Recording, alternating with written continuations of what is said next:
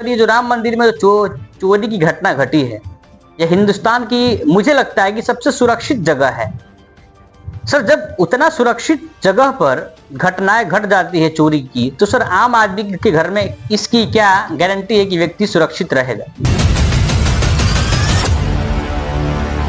आपने जो जिन हारों की बात की, मैं उसका लॉजिकल कोई उत्तर नहीं दे पाऊंगा, क्योंकि मैं नहीं जानता कि इस तरह की कोई भी व्यक्ति, चाहे वो कानून को हाथ में लेता है, चाहे गैर सामाजिक कार्य करता है, तो यूपी की सरकार खासकर बुलडोजर के तहत उनको सजा देती है और उनके घर को भी तोड़ देती है। लेकिन उस हार को चोरी कर लिया गया हो, ये सारे जांच के विषय हैं। जो बात उठ रहे हैं उनकी सारी व्यापक जांच हो रही है, एसआईटी उसमें अपना काम कर रही है, और निसंदेह जो लोग उसमें गलत पाए जाएंगे उन पर एफआईआर होगा। और एक प्रश्न पूरे देश में ये उठेगा कि इस तरह के संस्थाओं में और फुल प्रूफ व्यवस्था की जाए ताकि लोगों की आस्था के रूप में चढ़ाए गए पैसे का दुरुपयोग नहीं हो, उसमें धन का इधर उधर गबन किया गया है या उससे जुड़े लोगों ने उसमें चोरी का काम किया या गिनती में कुछ तरह का निमित्त आई है, तो निसंदेह ये लोगों की आस्था के प्रति बहुत बड़ा खिलवाड़ होगा। वेलकम बैक, मैं रईस और आप देख रहे हैं वेब इंडिया न्यूज। जैसे कि अभी सोशल मीडिया पर कई ऐसे प्रत्येक दिन आप इस तरह की घटना से रूबरू होते होंगे जो आप कभी सुने होंगे लेकिन देखे नहीं होंगे। कई ऐसी घटनाएं हैं जो वक्त के हिसाब से घटते रहती है, चाहे वो सामाजिक हो, धार्मिक हो, राजनीतिक हो या सांस्कृतिक घटनाएं हो। बिल्कुल इसी प्रकार एक ऐसी घटना घटी है चोरी की, और ये कोई छोटी मोटी चोरी नहीं है, और एक हिंदुस्तान की ऐसी सुरक्षित जगह है जिसको आदमी कभी सोचा भी नहीं था कि वास्तव में चोरी होगी। जी हाँ, मैं राम मंदिर के जो अंदर चोरी हुई है, मैं इसके बारे में बात कर रहा हूँ। इसी मुद्दे पर हमारे साथ एक ऐसे भारतीय जनता पार्टी के लीडर कहिए या कार्यकर्ता कहिए या सिपाही कहिए जुड़े हुए हैं जो अपने परिचय का मोहताज नहीं है। जी हाँ, मैं मधुकर राय जी के बारे में बात कर रहा हूँ, जो इस पश्चिमी चंपारण जिला में ये ऐसे व्यक्ति हैं जो भारतीय जनता पार्टी के ओर के साथ साथ स्वयं अपनी विचारधाराओं को रखते हैं किसी भी मुद्दे पर। तो सीधे हम लोग इनसे बातचीत करेंगे। सर, स्वागत है एक बार सर हमारा न्यूज चैनल में कि सर आज अपना प्रीशियस समय निकालकर हमें दिए। सर, ये जो राम मंदिर में चोरी की घटना घटी है, यह हिंदुस्तान की मुझे लगता है कि सबसे सुरक्षित जगह है। सर, जब उतना सुरक्षित जगह पर घटनाएं घट जाती है चोरी की, तो सर आम आदमी के घर में इसकी क्या गारंटी है कि व्यक्ति सुरक्षित रहेगा? सबसे पहले आपका हार्दिक अभिनंदन है। Thank you so much. आपने समय दिया। देखिए, आपने जो प्रश्न जो किया है राम मंदिर में के चंदे में होने वाले किसी भी संभावित घोटाले के बारे में, अभी पूरे राष्ट्रीय स्तर पर यह विषय बना हुआ है। मैं इसको दो भागों में बांटूंगा। मंदिर में चढ़ावा लोग अपनी आस्था के तौर पर चढ़ाते हैं, और राम मंदिर जैसा प्रतिष्ठित मंदिर जिसके लिए 500 वर्षों तक लोगों ने संघर्ष और इंतजार किया, वो बनने के बाद राम मंदिर, अगर मैं कहूँ कि देश ही नहीं अंतर्राष्ट्रीय स्तर पर एक ऐसा धार्मिक पर्यटन केंद्र के रूप में वो विकसित हुआ। वहाँ पर रोज करोड़ों का चढ़ावा आता है, लोग अपनी श्रद्धा अर्पित करते हैं, और शायद सबसे ज़्यादा धर्म से जुड़े लोगों को अपनी तरफ खींचने का काम करने वाला यह अयोध्या भी बना हुआ है, और उसका कारण राम मंदिर है।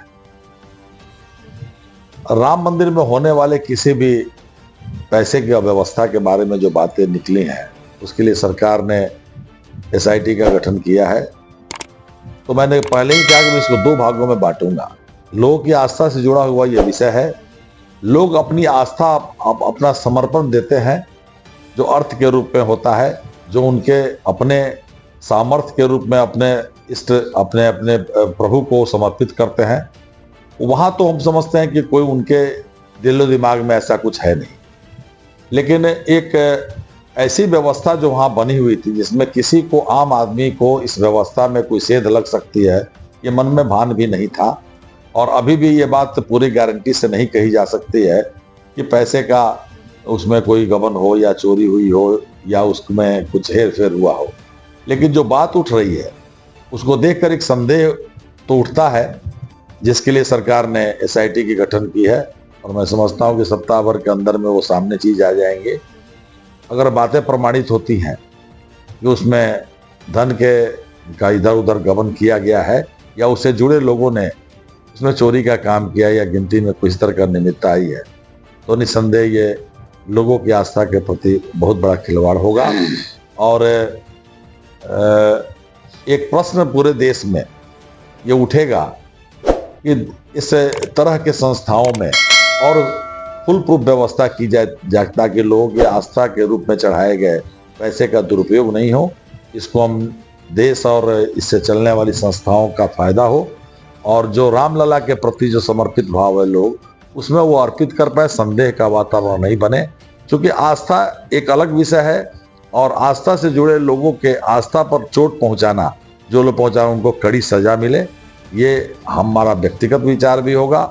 और एक तरह से समझते हैं कि ये पूरे देश की बात है कि ये कार्रवाई हो और दूध का दूध पानी का पानी हो। इतने बड़े मंदिर में, तिरुपति बालाजी मंदिर में एक फुल प्रूफ ऐसी व्यवस्था है जहां पर कभी इस तरह की बात नहीं उठती है। मानव स्वभाव लालची होता है, अगर थोड़ी सी ढील होगी तो वो बेईमानी पर उतर सकता है। इसमें मैं ये नहीं कह सकता चूंकि जांच होने तक कि क्या हुआ है, लेकिन जांच सामने आए और इसका पूरा का पूरा सच सामने आए। ये पॉलिटिकल मैटर नहीं है, ये लोगों की आस्था से जुड़ा हुआ विषय है। अच्छा सर, हालांकि जब भी बात आती है इस तरह की, कोई भी व्यक्ति चाहे वो कानून को हाथ में लेता है, चाहे गैर सामाजिक कार्य करता है, तो यूपी की सरकार खासकर बुलडोजर के तहत उनको सजा देती है और उनके घर को भी तोड़ देती है। हालांकि जो भी श्री राम जी की उसमें प्रतिमा स्थापित वहां पर रखी गई है, उनके जो गले का हार था सोने का, वो भी, और भी बहुत ऐसे कई जो सोने के गहने थे जो उनका चुरा लिया गया है सर, सॉरी उसको चुरा लिया गया है। और यह एक अंतर्राष्ट्रीय लेवल पर सर क्या इसका छवि बनेगा कि हमारे भारत में कि जब मंदिर के अंदर की चीजें सुरक्षित नहीं तो हो पा रही है, तो जो टूरिस्ट वहां पर जाएंगे तो ये लोग कैसे सर सुरक्षित रह पाएंगे? इसका क्या असर पड़ेगा वहाँ के आर्थिक स्थिति पर या सामाजिक जो माहौल है वहाँ पर, उस पर? देखिए, आपने पूछा है कि जो वहाँ पर लोग आ रहे हैं उनकी सुरक्षा का, तो मेरा अपना मानना है कि यूपी में सुरक्षा के विषय में बहुत सारी चिंतन करने की जरूरत नहीं है। यूपी में सुरक्षा व्यवस्था बहुत ही अच्छी चल रही है। अयोध्या एक पर्यटन का, धार्मिक पर्यटन का केंद्र है जहाँ पर लाखों लोग रोज आ रहे हैं और उनकी सुरक्षा में कहीं कोई इस तरह की छोटी मोटी घटनाएं अगर होती हो तो वो नोटिस में नहीं है, लेकिन कोई ऐसी बड़ी घटना घटने का काम सामने नहीं आया है। और मैंने पहले कहा ना, इंसान मानव स्वभाव है, वो बेईमानी और चोरी पर उतारू होता है, लेकिन पुलिस सजग है।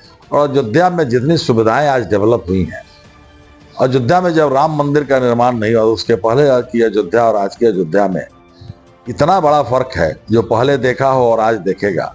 तो उन सब चीज़ों को नहीं कहा। अयोध्या तो आज जब एक तरह से कहें कि जो हम लोग रामायण में और जगह पर जो वैभवशाली अयोध्या का जिक्र पढ़ते हैं, उस तरह अयोध्या के वैभव को लौटाने का काम सरकार कर रही है। आपने जो जिन हारों की बात की, मैं उसका लॉजिकल कोई उत्तर नहीं दे पाऊंगा, क्योंकि मैं नहीं जानता कि हार हटा कि नहीं हटा। लेकिन मैं इतना जरूर कह सकता हूँ एक स्वाभाविक रूप से कि अगर रामलला के वस्त्रों का और उनके वस्त्र विन्यास का अगर कोई अगर बदलाव होता है तो मंदिर प्रबंधन का विषय है। अगर कोई हार उतारे गए हों और कोई हार पहनाए गए हों तो सामान्य प्रक्रिया है, लेकिन उस हार को चोरी कर लिया गया हो, ये सारे जांच के विषय हैं। जो बात उठ रहे हैं उनकी सारी व्यापक जांच हो रही है, एसआईटी उसमें अपना काम कर रही है और निसंदेह जो लोग उसमें गलत पाए जाएंगे उन पर एफआईआर होगा और उन पर कार्रवाई होगी। ये केवल अयोध्या और सरकार का विषय नहीं है, भारत के 140 करोड़ लोगों के आस्था और विश्वास का विषय है। तो सर जब कोई घटना घटती है तो यही उत्तर प्रदेश का सिस्टम है या अपना केंद्र का सिस्टम है टोटल एकजुट होकर 24 घंटा के अंदर उस व्यक्ति को पकड़ लिया जाता है। लेकिन इतनी बड़ी संस्था से सर जब चोरी जब की जा चुकी है, और सर इसका साक्ष्य भी है, कई ऐसे आपको सोशल मीडिया पर भी सर मिल जाएगा, तो सर इसके लिए एसआईटी का सर गठन या इतना समय क्यों लिया जा रहा है?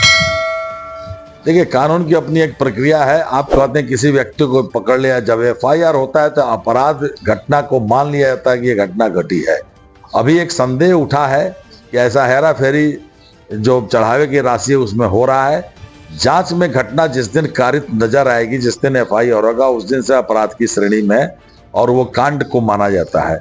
आज मंदिर प्रबंधन के आग्रह पर या फिर और लोगों के आग्रह पर केंद्र सरकार या राज्य सरकार ने मिलकर एसआईटी गठन किया कि पहले ये पता लगाया जाए कि जो आरोप लग रहे हैं वो सत्य हैं कि नहीं। आमतौर पर भी आप देखते हैं कि अपने थाने में अगर आप कोई आवेदन लेके जाते हैं तो वहां का जो थाना अध्यक्ष होता है वो पहले उसके सर्कमस्टांसेस को देखता है कि ये घटना है कि नहीं, थोड़ी भी सच्चाई है कि नहीं, इसके बाद उसमें प्राथमिकी दर्ज की जाती है। प्राथमिकी का अर्थ ही होता है कि प्रथम सूचना रिपोर्ट। प्रथम सूचना रिपोर्ट का आधार क्या है? अब सोशल मीडिया कोई आधार नहीं होता है, किसी का आरोप लगाना आधार नहीं होता है। हम आवेदन देते हैं, उसकी सत्यता की जांच के लिए जो पदाधिकारी होता है अगर उसको समझता है तो रजिस्टर करता है।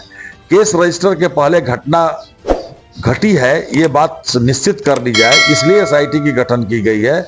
और निसंदेह मैं आपके माध्यम से कहना चाहूंगा कि देश आश्वस्त रहे कि इसमें एक भी लोग बचने वाले नहीं है। जिन लोगों ने अगर पैसे की हेरा फेरी की है, जो संभव है देखने से खुली आंखों से दिख रहा है कि ऐसा हुआ है, वो बचेंगे नहीं। उन सबों को कानूनी प्रक्रिया से गुजरना होगा, एफआईआर होगा। और यह महज कुछ दिनों की बात है। सरकार ने 15 दिन का समय लिया था, मैं समझता हूं कि 7-8 दिन निकल चुके हैं और एक सप्ताह और है। हम रामलला के प्रति जो लोगों की अगाध विश्वास और श्रद्धा और आस्था है, आज भी वो कम नहीं है। कुछ बेईमान अगर किसी चीज को चोरी करके ले जाते हैं तो उससे आस्था में फर्क नहीं आता है। आस्था और बलवती होती है उन बेईमानों को उनके कार्रवाई के लिए दंडित किया जाए। हमारे देश में पहले भी आपको इतिहास है कि मंदिरों को बराबर लूटा जाता रहा है। यहाँ लूट नहीं, यहाँ चोरी हुई है, बेईमानी अगर हुई है, जो आरोप लग रहा है उसकी जांच हो रही है और उसका समुचित कार्रवाई होने का मुझे विश्वास है। और मैं समझता हूं कि आपने एक और बात कही कि कानून व्यवस्था में बुलडोजर और मकान गिराना और ये सब कुछ करना, मैं समझता हूं कि कानूनी दृष्टिकोण से अगर कोई मकान गिराया जा रहा है वो इसलिए नहीं गिराया जा रहा है कि आपने आपको पनिश करने के लिए न्यायालय की तरह काम कर रही है सरकार। अगर वो मकान या कोई निर्माण गलत है तो उसको नोटिस और पूरे प्रक्रिया के तहत उसको गिराया जा रहा है। आपने गलत तरीके से धन और जमीन हड़प कर अगर बनाया उसको तोड़ने का काम किया जा रहा है। ये उस अपराधी प्रवृत्ति के व्यक्ति के मनोबल को भी तोड़ने का काम किया जाता है। ये दंड से ज्यादा उस व्यक्ति को बैकफुट पर लाने के लिए जिसने गलत तरीके से धन कमाकर गलत जमीन पर कब्जा करके कोई चीज बनाया, इसलिए कार्रवाई होती है। चलिए सर, आपने सर अपना मूल्यवान समय दिया सर, आपका बहुत बहुत धन्यवाद।